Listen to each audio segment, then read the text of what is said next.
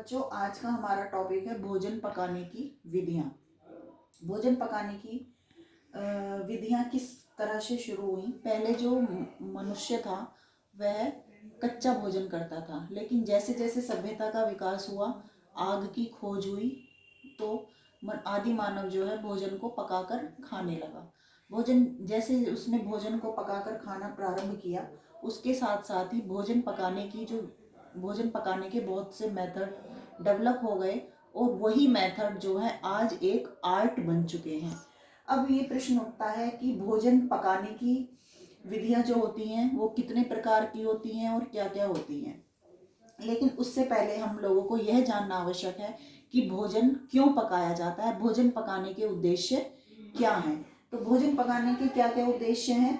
सबसे पहले क्या आता है, भोजन को सुपाच्य व नरम बनाना।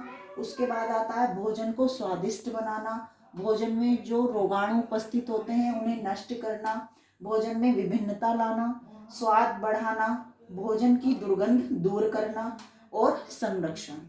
तो सबसे पहले हम कवर करते हैं भोजन को सुपाच्य व नरम बनाना। भोजन पकाने का जो पहला उद्देश्य वो होता है कि भोजन को इसलिए पकाया जाता है ताकि वह खाने योग्य बन जाए, सुपाच्य यानी पचाने योग्य, और नरम हो जाए।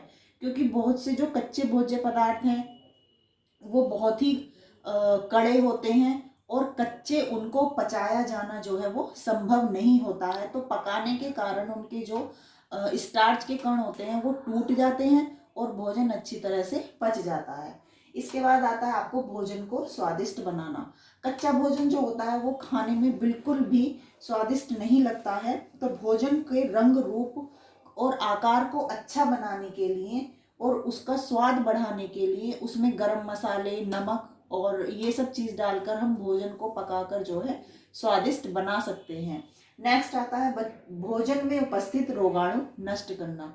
जितने भी कच्चे भोजन होते हैं उनमें जरूर कुछ ना कोई रोगाणु होते हैं। यदि हम उन्हें कच्चे खा लेते हैं, कुछ भोजन ऐसे होते हैं यदि हम उन्हें कच्चा खा लें तो वो शरीर में रोग उत्पन्न कर सकते हैं। इसलिए भोजन को पकाने का एक उद्देश्य भोजन में उपस्थित रोगाणुओं को नष्ट करना भी होता है। जैसे हम यदि आप पानी को उबाल कर पिएंगे तो उसके रोगाणु जो हैं, उसमें जितने भी रोगाणु होंगे वो शरीर को नुकसान पहुंचाने वाले वो नष्ट हो जाएंगे और पानी जो है पीने योग्य बन जाता है। और इसी तरह भोजन भी जो है रोगाणु मुक्त हो जाता है, जिससे भोजन कुछ दिन तक सुरक्षित भी रखा जा सकता है। इसके बाद आता है भोजन में विभिन्नता उत्पन्न करना। भोजन पकाने से भोजन में विभिन्नता भी उत्पन्न की जा सकती है। जैसे क्या, आप चावल को ही ले लीजिए। चावल एक खाद्य पदार्थ है, लेकिन हम उसकी बॉइल्ड राइस भी बना सकते हैं, चावल की खीर भी बना सकते हैं, चावल का पुलाव भी बना सकते हैं, चावल की बिरयानी भी बना सकते हैं, मीठे चावल भी बना सकते हैं। इसी तरह दूसरा, आलू ले लीजिए। आलू से आप चिप्स बना सकते हैं, आलू के कटलेट बना सकते हैं, आलू के फ्राइज बना सकते हैं, आलू का हलवा बना सकते हैं, आलू का पराठा बना सकते हैं, आलू की सब्जी बना सकते हैं। इस प्रकार भोजन में विभिन्नता भी आती है। इस नेक्स्ट आता है स्वाद बढ़ाना।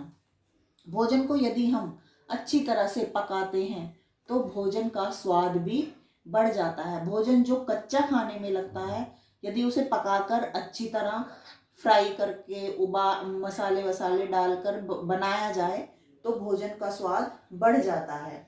नेक्स्ट आता है आपका दुर्गंध दूर करना।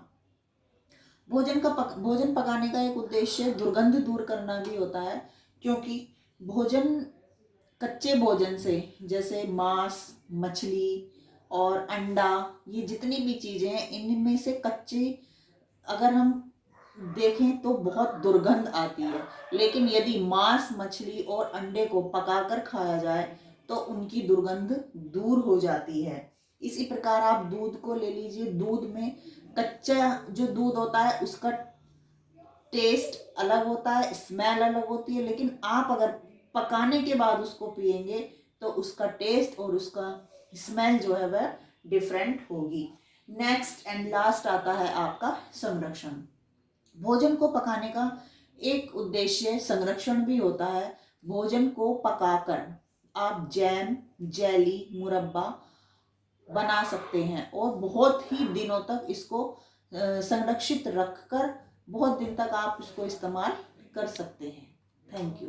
नेक्स्ट टॉपिक में हम आप पढ़ेंगे, नेक्स्ट वीडियो में हम आपको बताएंगे भोजन पकाने की विधियाँ। Thank you.